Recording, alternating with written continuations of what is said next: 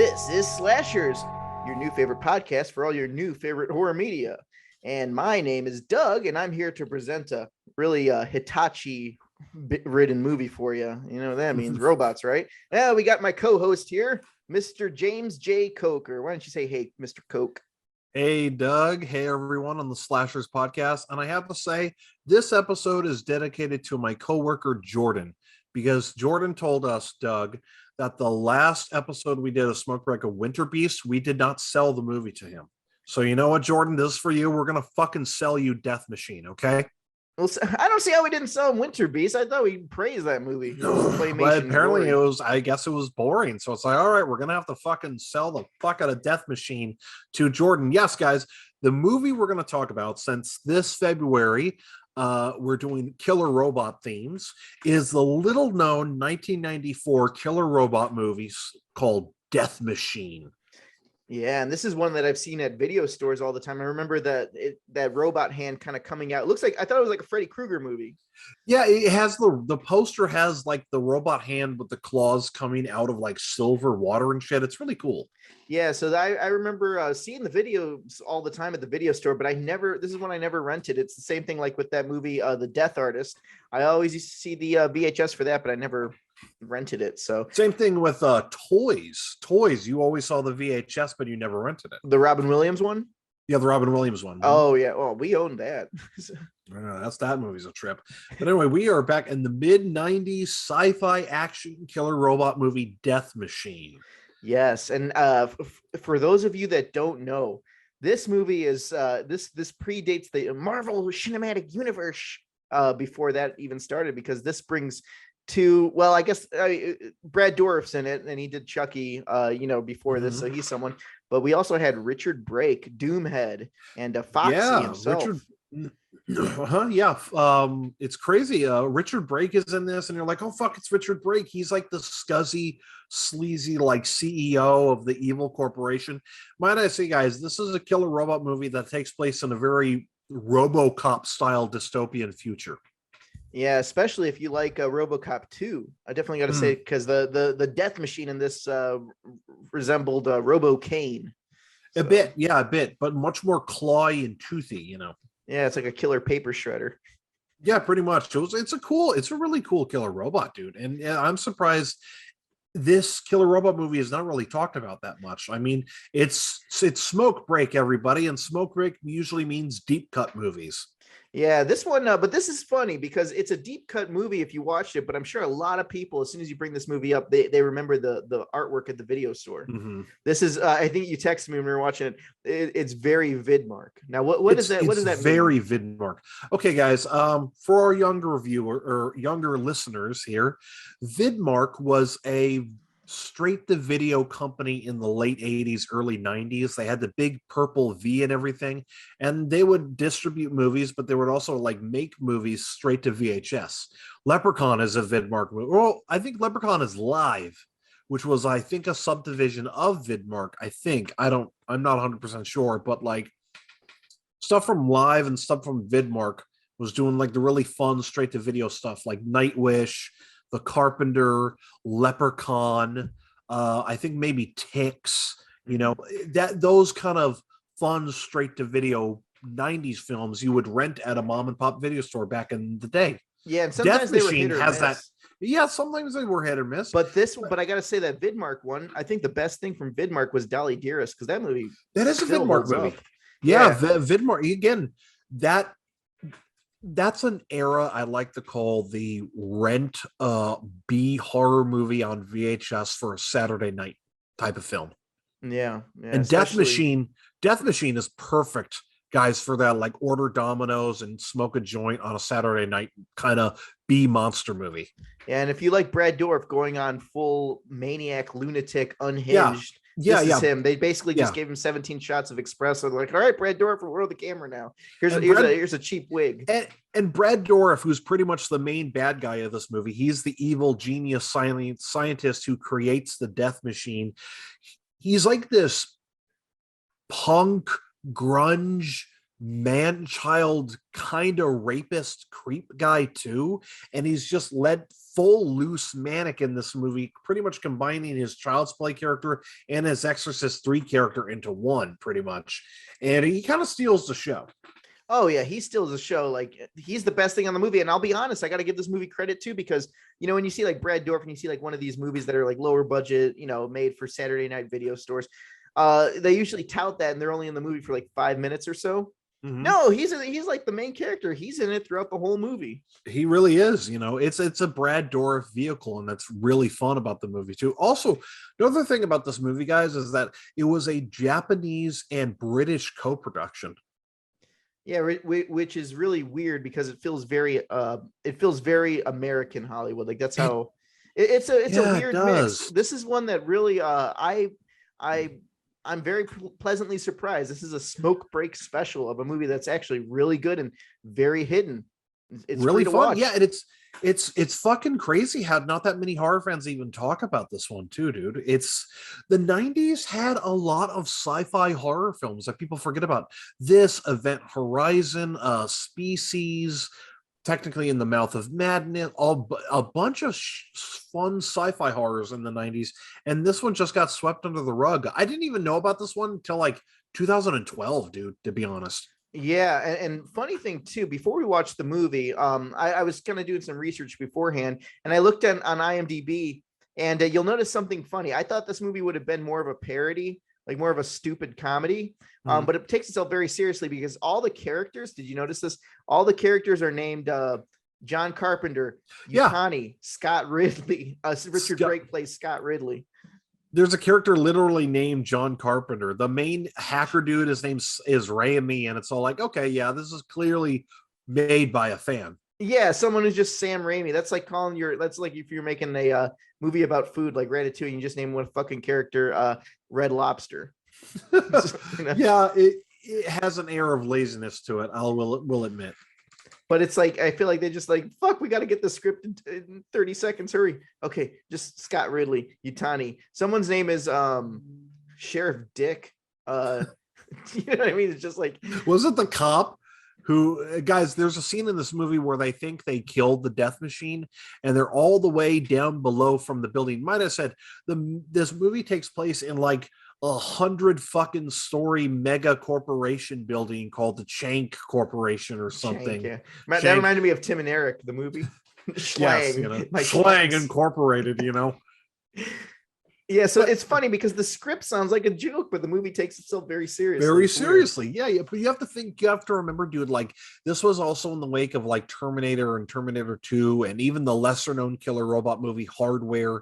So it was kind of like has this grungy post-apocalyptic robot future, Yeah, I feel like if you watch this movie, if it had smell-o-vision, it would be like in the malls where those hippies were. Remember it was like a teddy bear walking and they had like the marijuana and the patchouli oil.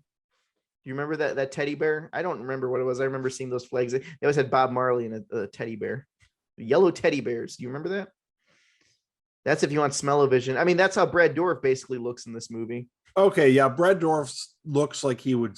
He looks like he would smoke weed in the back of a Spencer's Gifts. Yeah, I can see that. Mm-hmm. Yeah, but he also hasn't showered in like a week too, so it's like a weird, almost gross, pungent mix, and you're like, ugh, Yeah, and he's this weird scientist here. But I guess we should probably explain this movie a little bit. Do you want to explain the plot of this movie, or do you want me to? So the plot of Death Machine, guys, is imagine a dystopian corporation rules all, very RoboCop type future, where this corporation has made these half human, half machine soldiers, but sadly they go AWire and they kill a bunch of people. So the corporation is under a lot of pressure from the public. But this corporation is so fucking scuzzy and ultra corrupt that makes OCP from RoboCop look tame. Yeah, this one is. There's a lot of yelling at this one. Yeah, it's like there's no sense of manners with this corporation. It's like, holy shit. And like Richard Brake plays the scuzziest, sleaziest asshole businessman you can possibly imagine, almost like a cartoon, pretty much. Yeah, just imagine like he screams a lot too. So imagine the drill sergeant from I'm a little stoned if you couldn't tell. The drill sergeant from Full Metal Jacket. Full Metal Jacket meets Arlie Ermy, yeah. Yeah, Arlie Ermy meets that businessman from Gremlins 2, the guy with the slick Oh back blonde Jesus. hair. Yeah, that's Richard Brake in this movie. It's quite something. Yeah, it's great. And basically I said, like, everyone screams and yells at each other, especially the scene later on in the movie when Richard Brake and Brad Dourif match up. I actually got really excited for that because I'm like, dude, that's a fun fucking moment. It's going to turn into basically Doomhead and Chucky screaming at each other. It's going to sound like an Xbox 360 chat room. Pretty much. But when those two were in the scenes together, I was like, this is a genre fan's nice little moment, just having these two in a scene together. I did, and that's why I brought up the Marvel Universe thing. It's like two people collide. It's like fucking having, you know, when the fat slobs that sit in the theater and say, like, oh my god, the doctor guy appeared in this Iron Man movie. So, and they all go, and they have like a heart attack in the seat, and they got to get their third triple bypass. So they have the fucking Mickey Mouse ear hats, and they're like, Babu, you know. Yeah. He's gonna be like the Nikocado avocado guy. Oh my god. And they like freak out because you know, Doctor Strange appeared in Iron Man, but this one was Chucky meets Doomhead, and imagine Chucky being the most pissed off version of himself that he could, meeting like Doomhead just going off screaming. Yeah. So, and it's weird because Richard Brake has like that country accent a little bit, and he's trying to play like this like New Yorker almost, and it just, you could hear it. I'm like, I hear a little bit of that Rob Zombie twang in there. So, but anyway, back to the plot. The CEO of the company is going through a lot of pressure, and she ends up finding out that the other CEO of the company, Scott Ridley, Richard Brake's character, has hired this genius, maniac, psychotic rapist down in the lower levels of the corporation to make some type of a weapon for him. And then they find out that the weapon is this giant killer fucking robot paper shredder from hell thing called the Death Machine that he is controlling, and he ends up sending it loose on the characters in the building when the building's under a lockdown too. Also, there is this set of like ultra fucking 90s surfer bro hacker dudes that are like, you're gonna do this and you're gonna do that, and you can almost imagine them wearing like a plaid fucking button up but wrapped around their waist and shit. They're so incredibly mid 90s, yeah bro, kind of. I almost kind of appreciated that, really, that they're these hackers and then they get lost in the thing too, and they get hunted down by the Death Machine too. Also, all the Death Machine scenes, guys, are really fun. Even when it starts to wear out its welcome, when you're like, okay, this thing just keeps chasing them, yada, yada, yada. It's still kind of fun because the thing is on full fucking display. They don't hide parts of it. It's just front and center, and it has these great, terrific moments. Guys, Death Machine is a really fucking fun movie. If you want something with like James Cameron, but 80s James Cameron energy, like Aliens and Terminator, but just that energy throughout, but still has that fun B-movie vibe, fucking Death Machine, guys. Come on. Yeah, that's a really good way to put it, because honestly, I was not expecting anything from this movie. You know what I mean? When I saw Brad Dourif and Richard Brake and stuff, it was just kind of, I'm like, yeah, they're probably only in there for like 5 minutes. But no, and then Brad Dourif, I feel like later on in the movie, they just kind of gave him, they said, just go fucking crazy. In fact, I was watching it upstairs and Yahira's downstairs, and she's like, what child's play movie is that? I said, no, it's not. I'm not watching Chucky. It's just Brad Dourif being Brad Dourif. Yeah, Brad Dourif is totally. You know what else is really front and center in this movie? The camera work.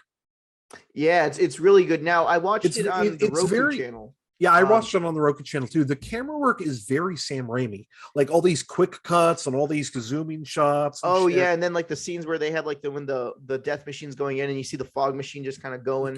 Yeah. There's it's like his camera work is like frantic James Cameron mixed with Sam Raimi. It's really fun. Yeah, and the reason I brought up the Roku channel, because this movie was kind of formatted 4:3, or I feel like it was pan and scan. So this movie would really need a good restoration, because I feel like the shots were supposed to be wider, but people are getting cut off. So I don't know. Yeah, it was weird. Like when mine was in 4:3 too, dude. So it had a very like I'm watching this on TV in 1994 vibe to it. Yeah. So that's definitely how it felt. Like I feel like if Vinegar Syndrome or someone were to restore this, which they could because they put out Dolly Dearest, and that's the same label. So Wait, is Death Machine out on Blu-ray? no, it's only on DVD. I thought there was a foreign Blu-ray, like a German media book. Maybe there is, but if you don't have a region-free player, it's not really worth it, Yeah, I'm definitely going to look into that, whether or not there's a Blu-ray or at least a Blu-ray on the way. But Yeah, and so I guess we got to convince your friend though. But yeah, this movie was a lot of fun. Dude, I was surprised by this fucker too, dude. Like, holy shit, this was a lot of fun. Now there's one character I have to mention here. I have it. Let me pull up my notes. Oh, one more thing I want to mention, dude. The opening credits have Sega Saturn energy all over it. Yeah. So it reminded me of Sega Saturn graphics. Mostly like, remember Night Trap? I remember Night Trap, yeah. Kind of like that, and then a mix of if you've seen Body Melt, the intro. Yes. Body Melt, it's like claymation titles.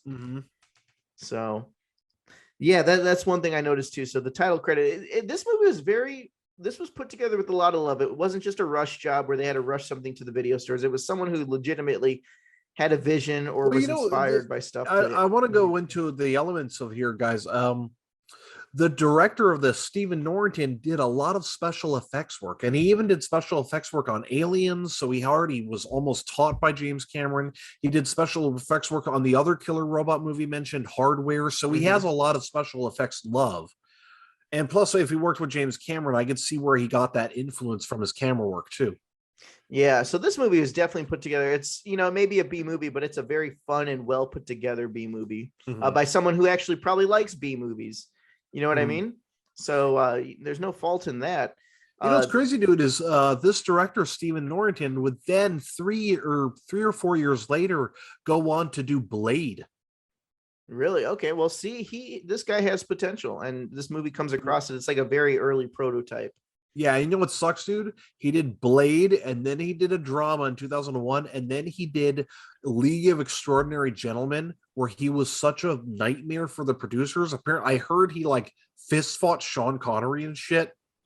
Oh, what a way to go! Oh, so he's a drama queen now. Well, I guess so, but like after that, dude, in 2003, that was like the last thing he directed. Well, that's what happens. You can't fist fight Sean Connery, expect to win. So it's like, damn, man. I was like, I want Stephen Norrington to make a comeback or something. Yeah, well, if he's hard to work with, then I don't have any sympathy for people that are divas and stuff. So whatever happens to them happens to them. Maybe it's that's what happens. Everything happens for a reason. We've dealt with divas on film sets. Oh yeah. Ooh, we have a history there, buddy. Yeah, I'm not gonna go into all that stuff. Let's not go there. Another fun thing I liked is that whole scene where they have to go down the elevator chute on the side of the building, and it goes down like 100 fucking, it's doing all the super fast mode, like I was like, this is a fun time. This is fun. Now you're talking about this part where the death machine's going up the elevator and like attacking him. Yes. Yeah. That's a great scene too. When it attacks them in the elevator and it just comes out of the fucking floor, almost like a damn Looney Tunes cartoon. Yeah, I mean that was very RoboCop too, because in that scene there's RoboCane goes down the elevator. Remember, he like sticks his claws in the wall. But I gotta say, the character that it starts the movie off, and I was laughing. I'm like, oh, it's gonna be one of these movies. The guy that plays the Mr. Stiff, that glitching robot. He was like the Duke Nukem character almost in a robot form. Yeah, that's another interesting element about this movie I forgot to mention, guys. So to combat the death machine, they put one of the hackers in the robo suit, but it starts to fuck with his head and stuff, and he's going like, blah.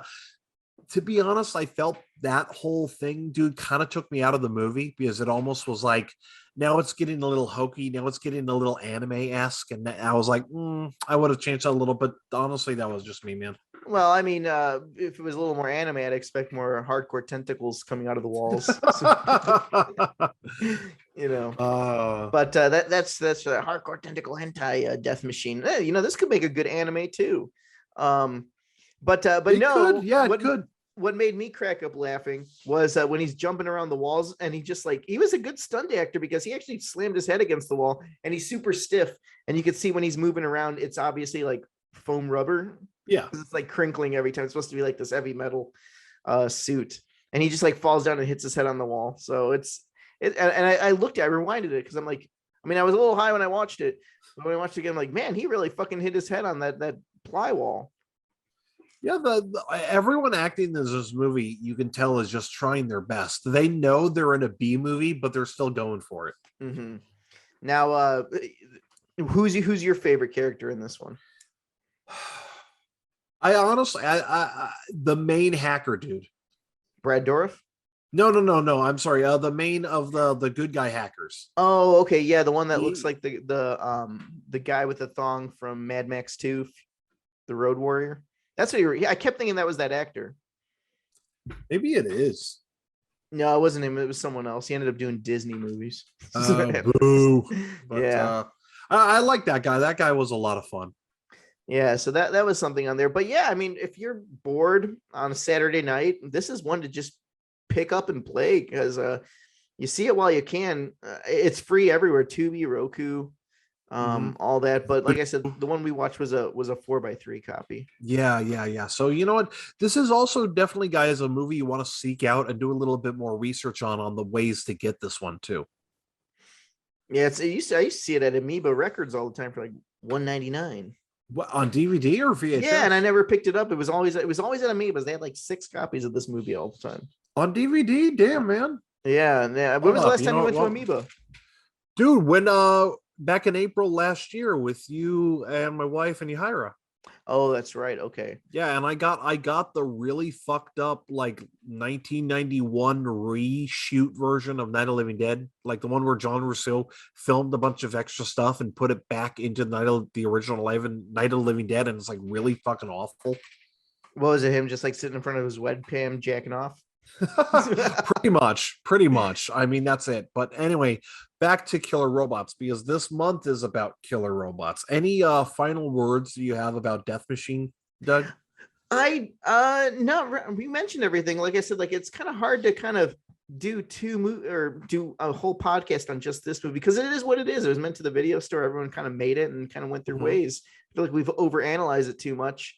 No, but I just gotta say, like, did you ever notice how like early to mid 90s had a lot of straight to video horror movies? Oh yeah, well that was a big market. You know what I mean? It was a big before market streaming and stuff. Time. I mean, Full Moon was dominating, but you also had like Vidmark movies, you had live movies, you had Death Machine in there. You had Carnosaur from Roger Corman, you had Jack Frost.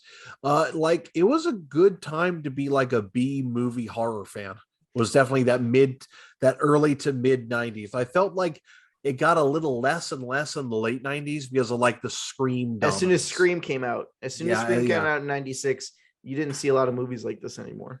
Not really, but there were still some fun horror movies in the late 90s that weren't Scream knockoffs or Scream sequels. I mean, you had The Night Flyer, you had Dusk Till Dawn, you had Idle Hands, you had Deep Blue Sea. That fucking thing's ridiculous. House on Haunted Hill remake. There was a Sleepy Hollow. There was The Mummy, Mars Attacks. Deep Rising, Event Horizon. There was fun fucking horror movies throughout. Just in the late 90s, all the eyes were on the Scream and the Scream knockoffs, and none of the eyes were on the fun horror movies that were coming out on the side. Yep, and this is one of those casualties there because it came out like maybe a few years before. So I don't know. Like it came out in 94, so it's definitely a mid 90s movie. Yeah, and it's pretty violent too. So this is one that if you were to see it on TV, it'd probably be censored to all hell. Like Richard Brake's death is probably the most violent, I think. Oh yeah, and then when they show his body, it's like, damn. Yeah. So this was on like almost like Demonic Toys level. So Demonic Toys is another fun straight to video 90s film. Yeah, I think that's the last good Full Moon movie, to be honest. I have a weakness for Dead Hate the Living, but I admit it's fucking awful. Oh yeah, there was one I always thought I watched Dead Hate the Living, but it was Prison of the Dead. Now that's awful. Yeah, it's like 1999 was like Full Moon's last year of making at least semi-decent horror films. But anyway, this ain't a Full Moon month. This is Killer Robot month. Now, enough about Death Machine, Doug. Doug, I'm going to throw a curveball at Aid. Now, Aid said one robot movie per episode. Well, sorry, Aid. I'm throwing a curveball and I'm going surprise. Doug, you watched another mid 90s killer robot movie a couple days ago. What was that movie called? Killer Robot one. What was it? Evolver. Oh yeah. Well, I watched that a while back. But I remember it because in fact, one of my friends, he mentioned that he's like, there's this killer robot movie, and I remember it terrifying me as a kid. I'm like, well, what was it? And I couldn't figure it out, and it was bugging me. And he's like, oh, you're the B movie man. You should know all this stuff. I'm like, I would have thought Shopping Mall or something. Like what? And no, this movie beheld me for the longest time. It's Evolver. Now this one here, let me pull up my notes here. I wasn't prepared to talk about Evolver, but Curveball. Did you watch it? I didn't, dude. I saw Evolver as a kid on Sci-Fi Channel back in the 90s, and I remember only two things. I remember the killer robot would just kill random people and have like a bad one-liner after every death, like they were trying to make a new Freddy Krueger. And I remember him killing a kid by like the kid was under the car and the Evolver robot like hit something and the car crushed the kid, and that's all I remember. Okay, yeah. Well, Ethan Embry's in it, so he was Rusty in was it Vegas Vacation? So okay, yeah, so he's in there playing kind of just himself again.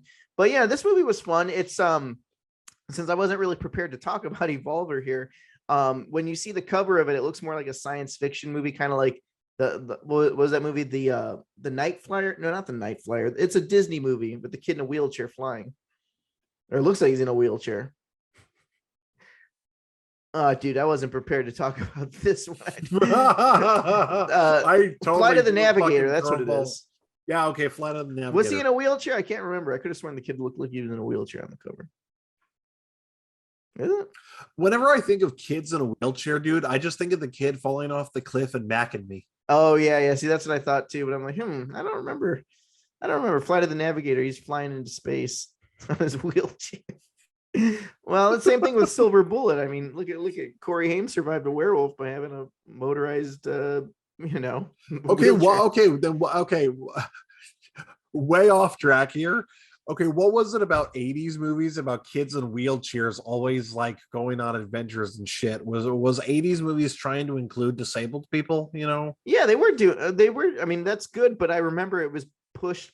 It was a lot like Captain Planet. And then do you remember Burger King when they had the kids toys? It was like the 90s kid with the glasses. Oh yeah. And they had the kid in the wheelchair, and then that they was had the Asian, stupid. the black kid, and the tall kid, the fat kid, the short kid, the kid with no head. Oh, and then a dog. So they had everyone. I mean, that's cool. They brought it all in. So what was that delayed a little? It was delayed a little. Yeah, my internet's getting a little funky, mommy man. Wait, yeah, I think it's okay now. Oh, is Tatey streaming? What is it? Drag Race in 4K? Is that what it is? No. Besides, hey, you know what? We both really liked Dragula. I had a fun time with the last season of Dragula. Yeah, I didn't. Joke. Hold on, you're breaking up. I heard 2 girls, 1 cup. What? Oh. So, but anyway, Evolver. So yeah, with the Evolver, I'd say check it out. It's I'm smacking myself. I went to Video Paradiso in Claremont the other day, and they had it there for like $5. I'm smacking myself. I should have bought it, even though it's free to stream everywhere right now. It was a fun movie, and yeah, like I said, one of my friends kept telling me about it, and he's like, I seen it as a kid and I don't remember what it's called, and I'm very disappointed in you because I would have expected you would have known. But yeah, it's fun. You know what it reminds me of? Actually, I think the biggest comparison to Evolver is the new Child's Play, the remake, where it's a toy and it becomes like it becomes kind of not self-aware but programmed to kill. Oh, so it's like it was given as a gift to a kid? Yeah, and he shoots like balls out. So because they're playing like laser tag and stuff. So I remember he shoots balls and they become like something like that there. So it's a little bit like Mac and Me too. But I mean, like I said, I wasn't prepared to talk about Evolver, so I wish I would have probably rewatched it before, because I'm going off of years ago memory from watching it. So it's almost like a demented ET. Yeah, like that, but it resembles the new Child's Play the most. That's what I remember it being like. I'm like, in fact, when the new Child's Play came out, I'm like, oh, it's like Evolver. Huh. So it's late. It's like mid '90s B-rated Child's Play remake. Yeah. So just like that, and you know, they're playing laser tag with they had headsets on there, so I guess it predated, you know, Oculus, but that's where they were. Okay. What was it about like '90s movie, like '90s kids movies, dude? Where like the kids are playing with some high-tech toy, and you're sitting there going like, "Where the fuck is that in the stores?" Oh yeah, and I was so jealous in Home Alone 2 that Macaulay Culkin had that video boy or whatever it was called. Everybody wanted that. Everybody wanted that, and everybody wanted that recorder thing that he uses with the clown in the fucking hotel shower and shit. Yeah, that's the thing. Oh, I wanted that. I wanted that too, and I remember seeing it everywhere. What was that? You know? Wonder how much they're on eBay right now. But I don't know, man. I hated Boy or something. Is that what it was called? It was called Talk Something. It was a gimmick. I'm sure it sounds like shit now. I bet it's all. Yeah, it's like I want to program it to voice the perverted uncle to a clown. Oh, but yeah, that's what I hated about '90s kids movies. It was like, where the fuck is this? I want that, you know. Yeah, well, that was their best way of marketing. You know what I mean? Mm-hmm. So, I mean, I wanted Nickelodeon Gak for the longest time. I didn't know I'd fuck it one day. So. I'm kidding about that. I wouldn't fuck Gak. Only Silly Putty. Well, you know, Silly Putty. You can make a Silly Putty. Well, technically with Silly Putty, you could just form it around your dick. You know, it hurts though. You get mid-shaft gashes. I wouldn't advise. Oh God. Yeah, I put that around there, and you know, remember how I used to steal the ink? So I'm like, oh God, it's stealing my seed. Jesus fuck. Well, that's like that whole stupid thing. I mean, I guess it's not stupid, depending, because I'm a very open person, but I'm very like I'm like, really, do we have to make this a big deal? Like, there's so much stuff going on in the world, and we have to worry about M&Ms being you know what's going on. They're like mixing M&Ms, and they're like, oh, we got to make it more special and stuff like that. So they're making the green one non-binary, which who's fucking an M&M? Right. Nobody fucking needed that at all. It just came out of nowhere, and it's all like, who the fuck cares, honestly? Yeah, I don't sit down and watch. I mean, that's just me. I don't sit down and watch commercials and they're like, you know what the problem is in the world? Not that we don't have free healthcare, not that we don't have these other issues, but that yellow fucking M&M is not what it's supposed to be, and there's not enough. You need all these other, I'm not worried about characters in M&Ms. What the fuck? So it's fucking stupid and useless, dude. Honestly, I understand that like a lot of people want more inclusion in movies and shows and shit, and you know, I get it, but like, well, I'm down for that candy, too, guys. Yeah, it's like, I'm not candy. Like, that's making headlines. Like I saw in the news, it's like, oh, you know, Russia. This was the second news article. The first one was the M&Ms. And then the second one was Russia might get into war with wherever Ukraine. They're at right now. Ukraine right now. Yeah. That is having demands to the United Nations too, which is all like, okay, so like a potential escalation of World War III is the second fucking headline behind motherfucking M&Ms. Yeah, they're like, we might go into World War III, but actually, more important news is the green M&M cis. You know what I mean? Like it's honestly like, when people say we live in stupid times, I fucking get it, you know. Yeah, well, now they're gonna censor Snickers. Now they're not gonna have it. The dick vein. The dick vein. That's the best part of the Snickers is the dick vein, you know. Yeah, well, now they're gonna make it. I guess they'll put like a little circumcised one on there now, like a circumcised Snicker bar. It's just a Snicker, but like a chunk of the end is out, and it's just the nougat sticking out. Yeah, when they're like, "Oh, we got to get to the Snickers," and they just do. They just pull down the tip. I picture a rabbi doing it, going "Oi" when he does it. Oh yeah, it's like, oh, what are you doing? It's like, oh, you're on snicker cutting duty. What do you mean? It's not snicker cutting duty. It's a snicker bris. So, well, that'll be next year. Oh. But yeah. So how do we get into M&Ms? Yeah, I don't know. I guess we just turned into. But anyways, guys, killer robot movies. Death Machine is one hell of a gem from the mid '90s. You all should just have fun with. Order a pizza, smoke a joint on a Saturday night. This is the movie for it. And Evolver's a fun B movie too. Yeah, Evolver's fun too, and it's free on Vudu and Roku and stuff.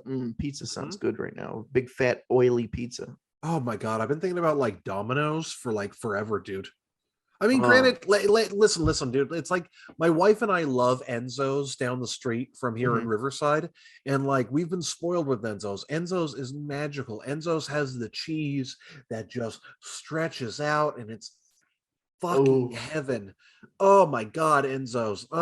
That's a plug. That's a plug. Enzo's in Riverside, all off of Indiana Street. Amazing pizza. Anyways, but tell them Coker send you, they'll give you a free greasy box to wipe your face with. Oh, you know.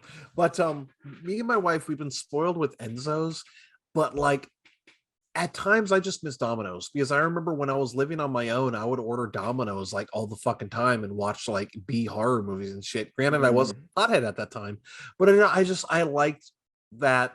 I just liked doing that. Plus, I'm a fatty, as you can tell, and I'm a stoner. So, sorry, and I just burped too. I literally just proved that. Yeah, dear burped you. Bleh.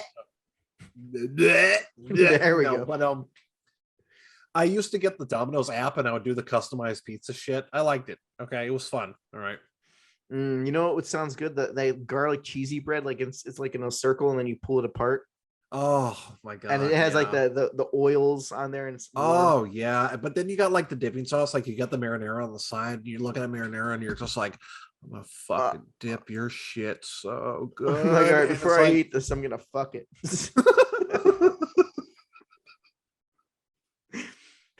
You know, in some countries, it's considered a delicacy. Oh fuck! Oh, I think after this, dude, I'm gonna make myself a quesadilla. Yeah, that sounds good. So you must be still you convinced me. Yes, I'm still a little foodbarred, as you can tell. But no, you convinced me, like cheese and bread, like melted cheese and bread. Like, I know. The stoners are now moving on to talking about cheese. You know, who would have thought? You know, but anyways, Doug, did you have anything to plug? Don't we still have shirts on Redbubble? Yes, we do have shirts on Redbubble. That's redbubble.com/slasherspod. There's a bunch of shirts on there. We got stickers, mugs, balloons, cell phone cases. You know, if you ever wanted a carrot wax cell phone case, or you know the Mutant Goons logo. When are you going to send me that artwork for Night of the Carrot Waxer? Oh, I have it on my computer. I'll have to send it to you. Oh, send it to me, man. I still want to see this artwork. Yeah, it's Jake's specialty. So support it. It goes to Jake because he works hard. You know, you get carpal tunnel easily doing all those drawings. Doug, speaking of Jake, I feel like Jake would love Death Machine. Oh, Jake would love it. Yeah, this would be something for, you know, when Jake listens to this here. And you know, speaking of Jake mentioned late 80s or early 90s killer robot movie called Moontrap with Bruce Campbell. I would love for an episode of me, you, and Jake talking about that one, hopefully this month. Yeah, no, Jake, this would be fun to have, and it's fun. I mean, if you like the dialogue is kind of nonsensical. If you want to just hear Brad Dourif and Richard Brake in a screaming match, this is your movie. Yeah, definitely. And you know what? I've got to say, I'm really happy that we chose killer robots for the theme for the month, because like I feel like killer robot movies are kind of a neglected subgenre of horror. Yeah, but I gotta say, the best robot movie, bar none, Short Circuit 2. That's the best. That's the best, Sean. How is okay? You gotta see that movie. Have you seen it yet? I haven't even. You've never seen Short Circuit? Oh, I've never seen any of them. Oh, dude, what was your childhood like? Like that was everywhere. You know what? No. My childhood was seeing Addams Family and Freak, to which you missed in the 90s. Which buddy. I missed. Yeah, I didn't see Addams Family till a few years ago. Which you had Short Circuit. I had Freaked and Addams Family. Oh man, but I won't brag. You know. But I don't think you had short. I got to tell you, Short Circuit 2. When people say like, "What's the most shocking or traumatizing movie you watched as a kid?" It was Short Circuit 2, and it wasn't even a horror movie. You got to see it for yourself. But people who've seen Short Circuit 2 know, because I watched the first one so much as a kid. Like we watched it over and over. I had a VHS tape and it wore out because we watched it that much. And when I saw Short Circuit 2 a few years later. You're so used to Johnny Five. Johnny Five is like a household name. So, you know what I mean? Like, it's kind of like watching your favorite character that you've watched for years. Or just imagine like Kramer from Seinfeld. Okay. Mm-hmm. So imagine Kramer from Seinfeld. You're watching him like season 8 and then season 9 comes out and all of a sudden he gets his eye bashed in. He gets beaten to a shit. His arm gets ripped off and he's left for dead and he's dying while he's writing on a wall. So this is what happens as Johnny Five. Like you just got to watch it. It's, so it just takes this hard left fucking turn. It does. And Short Circuit 2 is so deep. Like even as an adult watching it, like I still cry like during the end because it's not like the first movie is fun. It's like, oh, the robot's got to escape and he has the lady thinks he's an alien and it's lighthearted fun. It's an adventure movie. But Short Circuit 2, the writers really went in there and made it more about friendship and loneliness and why do people treat me the way I am? And you kind of forget that Johnny Five's a robot. Because his friend Ben is from India and he doesn't have his citizenship. So he's trying to learn, the ways of America. And he just he's like, I feel like a robot too, because everyone just treats me like crap and no one. So it's a super deep movie. And, Johnny Five gets the shit kicked out of him. Dude, it almost sounds like a Frankenstein story. Yeah. In fact, Johnny Five reads books like really fast. So he raids, he goes in the books and like just destroys it. And he's like, oh, but I want to read these 2 books very carefully. So he buys the books and he read the whole bookstore in like less than 5 minutes, but he takes 2 books home with him and it's Pinocchio and Frankenstein. So it's very, you got to see it, Coker. I can't tell you. Short Circuit 2 would have won awards, I think. And the thing is, what's funny is Siskel and Ebert, those douches, they didn't like the first movie. And then when Short Circuit 2 came around, I remember the box art and stuff toted around. It's like, they say even better than the original. This is one of the best movies we've seen. I'm like, so how did Short Circuit 2 like not, it's on Blu-ray, but it's like, it's kind of underrated. You got to see it. Like for all you guys listening, hear anybody talking about the Short Circuit series, dude. What was that? I don't even hear anybody talking about the Short Circuit series. No, I know there was only 2 of them, Yeah, there's only 2 of them. There could have been a third one, but I don't think Short Circuit 2 made enough at the box office. I don't know, but Short Circuit 2 is super, like it's very deep. It's what sucks, dude? Movie. There was a lot of early to mid 90s franchises that never really took off, like American Tail, Brave Little Toaster, Short Circuit. There was a bunch of those that just Darkman. Nobody talks about fucking Sam Raimi's Darkman. There was those little mini franchises in the early to mid 90s that I missed, but they never really took off. Yeah. Well, the thing is, Brave Little Toaster, I think, had like 2 sequels, but they're awful. They're really bad. They're people that didn't understand the first movie because the thing is, the director, I have him on Facebook, I think, which is weird because he sees me posting all these like, let's stop at the morgue, Paranoid Garden, Ebola syndrome, and then he's like liking the stuff. I'm like, oh, that's cool, But it's funny with he's an artist, like he's like a real artist, and he even said like when he did Brave Little Toaster, he was doing it more like a college, like a deeper movie, and it wasn't meant to be like aimed specifically towards kids. It's meant to be for everybody, but there's so much meaning behind all that stuff. So that's another fucking deep movie. And I'll keep bringing that up too. Like, just watch it as an adult. So basically, Doug, what you're saying is you have an affinity for either living metal or robot movies where they question existence. Yes, and existence and like what is life? Like, and why do people treat me the way they do? So by that rationale, shouldn't you love Robin Williams and Bicentennial Man? That's one movie I haven't seen. I've never seen Bicentennial Man before. Yeah, I just sold you another robot movie. Yeah, dude. I'll have to watch it. It's probably free on Tubi, I think. It probably that's is. Like probably owned by Disney. I don't know. Was it a Touchstone movie? Because if it was a Touchstone movie, that would be owned by Disney. Yeah. Yeah, or if you want to see a robot fucking, I don't have. Do you know a robot fucking movie? Wait, is there a movie where a robot fucks somebody? I'm pretty sure there is, but like I can't think of any actual like live action robot fucking scenes. And hentai doesn't count. Hentai does not count, and anything from Japan does not count. We're thinking purely Western media. Fuck. I don't know, but I mean, yeah, that's why I'm happy we're doing. I mean, I can't say Flesh Gordon because I know Flesh Gordon has scenes where robots with like drill dicks, but I don't remember them fucking anybody. So, huh?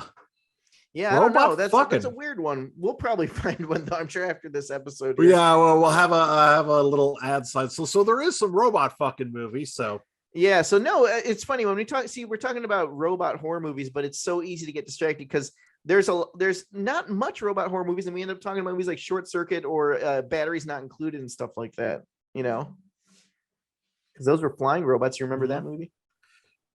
Yeah. Oh, I remember Batteries Not Included. Yeah, that was a fun one. No, I think Spielberg. That was an Amblin film, wasn't it? That was an Amblin film. That's where they're feeding them batteries. She's like, I gotta feed the little people.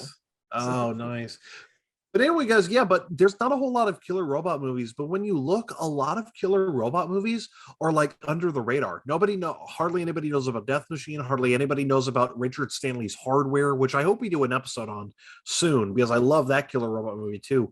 Nobody knew about Evolver. Nobody knows about Moontrap. Hardly anybody remembers Virus with Jamie Lee Curtis. It's like there are killer robot movies. You're just really under the radar. Yeah, you gotta really search, and Voodoo and Tubi are probably your best places, to be honest. Mm-hmm. So definitely. Yeah, so make it a double feature this week if you have some time. Evolver and Death Machine, both available for free to stream. Yep. And Doug, do you have anything to plug? Yes, so B Movie TV, we're still doing the shows.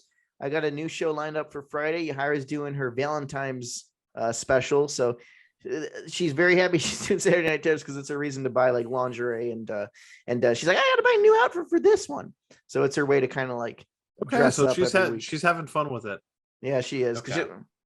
She works so much, so this is a good outlet for that. So yeah, she's excited for that. That's Saturdays at 10 p.m. If it's not her episode, then it'll be an episode of Jake's Saturday Night Terrors show. I'm on Fridays at 8 p.m. on B Movie TV on Roku for Friday Night Action. And we're starting a new show, Gory Coleman's Fist Fucking Cinema Jamboree. I'm excited. Yeah, Sundays at 10. We're almost done with the first episode. I have it up here, but I'm juggling that. And then Jake's super busy right now, and he's like doing the show too. And then we're doing we're shooting 2 movies. So I'm very busy with shooting on Sundays. It's Ken Brewer's Like Father Like Daughter film, which is going to be put out through Livid Media and B Movie TV. And then I'm shooting the Shit Eaters segment for the movie Trash Juice that I'm doing. So a lot of stuff going on, a lot of editing, and my fingers have gotten, cellulitis. I think that's what's another PBS word. Jake, I need a thesaurus. Okay, well, I'm talking to Aid because she's going to be the one editing this episode. Yeah, she's going to be the one dealing with our shit. So yeah. So I apologize, Aid, to all you viewers out there. You know what sucks? No matter how much shit we give Aid, the fucked up thing is the kids she has to teach are on a whole other fucking level. Yeah, some bad kids fighting. I know. I told my wife, I was all like, she teaches high schoolers in Florida, and my wife went, "Oh my god." Well, Aid, you're a tough fucking woman. Yeah, you're good stuff. And if you're not seeing abortions in the bathroom toilet, then you're seeing people fighting over Slim Jims in the parking lot, keying each other's cars and rubbing saran wrap on the doors. Is that what they still do in high school? It's Florida, so it's Florida, yeah. Anyway, guys, I don't really have anything to plug. I'm just happy to be part of the show, man. All right, well, there you go. That is our episode. Anyway, for this month. I think Jordan, I hope we sold you Death Machine. Okay. If not, just get it to him as a birthday gift and shove it down his throat so he has to watch it. So. Well, dude, he let me borrow Wild Beasts, the Italian movie from Severin. Oh, Wild Beasts. This sounds like a cool guy. He has a fucking Severin movie. Dude, me and him talk Severin and Vinegar Syndrome Blu-rays all the time. Dude, get this. Severin kind of fucked him over because he ordered Night of the Demon because he never saw Night of the Demon. And I told him about it. And he's like, dude, that sounds amazing. He ordered it from Severin. They sent him House at the Edge of the Park. No, that's They still a sent good him the movie. completely wrong movie. And then they literally got back to him. But they got back to him 3 weeks later saying, can you return it back to us? I say, fuck you. I already wiped my ass with it. So because of that, dude, I let him borrow my Severin Blu-ray of Night of the Demon, and I gave him a week with it, and he returned it the week of. What did he say? Did you like it? Because that's a good He movie. he loved it. He loved it, and you know what? Because of that, I said, Jordan, you have earned the right to attend Summerween. There you go. Well, that'll be fun. Summerween is our annual or annually yearly movie binge where we watch movies, see how much. I think how many movies do we watch? 8. Well, the thing is like we started it in 2018. It was every summer we have a horror movie marathon where we show 4 to 6 movies, and they all have to be movies neither of us have seen, so they come in fresh. And then as the years went by, we was just me and you again in 2019, and then it was me, you, and Yahira in 2020, and then last year it was me, you, Rob, and Sterling, and we all had our own movie pick. And dude, you fucking killed it with yours. So it's becoming this annual horror movie summertime marathon where each one shows a movie that no one in the party has seen, and they have to be fun, and they have to be kind of old school horror too. It's a fun time. But lately, with more people coming, we've been only able to do 4 movies a Summerween, and that's okay because by like the 4th movie, everybody's super tired. Yeah, we're getting old. You can see our old age going in. It's like, oh, it's past midnight. I gotta go to bed. We went from 6 movies to 4 movies. So, and then the last time we did 6 movies was with Yahira in 2020. Yeah, that was a hard one. That's a story for another day. Yeah, that was. I mean, I what did we have? We ate a bunch of fucking Reese's and pizza. I remember that. Yeah, we did. We watched 6 fucking movies. By the time the last movie was ended, Mosquito, it was already dawn. And Mosquito's a good movie, and I feel like since it was the last movie, we didn't pay much attention. Dude, to it. I'm sorry for playing Evil Clutch. I'm sorry it was boring. Rule of thumb for our Summerween tradition is never show a boring movie. You got to keep it fun. Everyone's gonna hate you, and then they're gonna slit your throat like the Sinaloa cartel or whatever. Oh yeah. You don't want to be the one showing a boring movie at Summerween. But anyways, guys, that is this episode of the Slashers Podcast. I hope you all are enjoying our killer robot themed month for February. Doug, do you want to send us away? All right. Well, you heard that. Mr. Coke and I say goodbye and good die.